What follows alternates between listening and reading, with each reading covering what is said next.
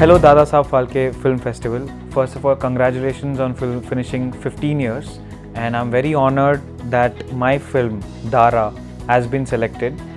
My name is Yashas and I'm a filmmaker from Bangalore. Initially I wanted to make a film which talked about women empowerment, and at the same time that I was thinking about such a script, the government passed a rule which allowed women to travel for free in bus.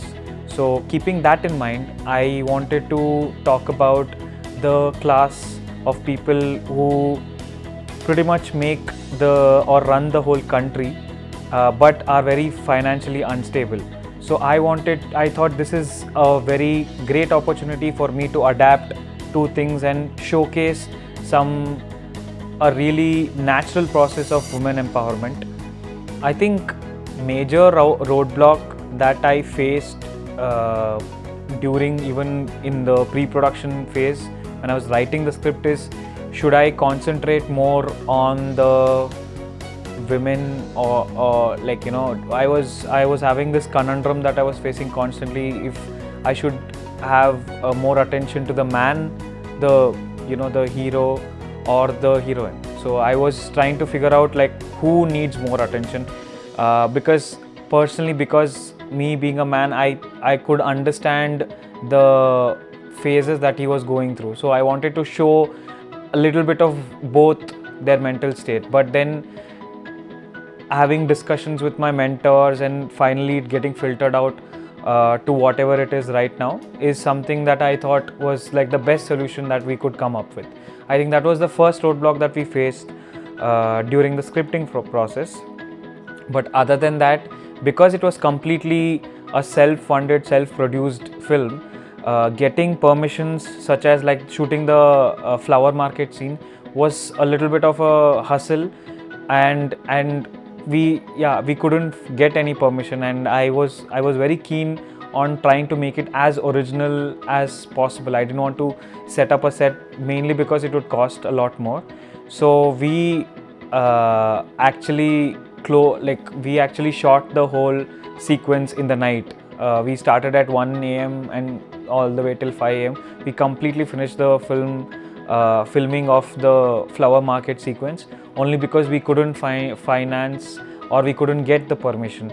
I think the best process was that I understood the demand that this film would need, and obviously I couldn't fulfill it. I needed a very strong team. So even when the script was not done, I started to assemble and just ask people to collaborate, and in that process, by the time I did finish the scripting part of it, and when I was going to the pre-production, everybody was pretty much aligned and they knew the whole process. So I think that was the key mindset that I went in.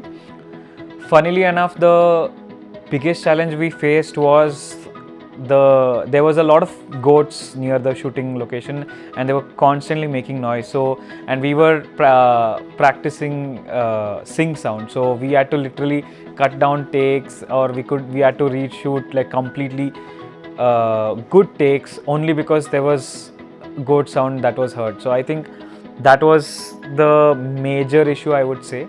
I think the look and feel of the film pretty much came out the same way I had expected. I don't think I compromised on the visual aspect of it.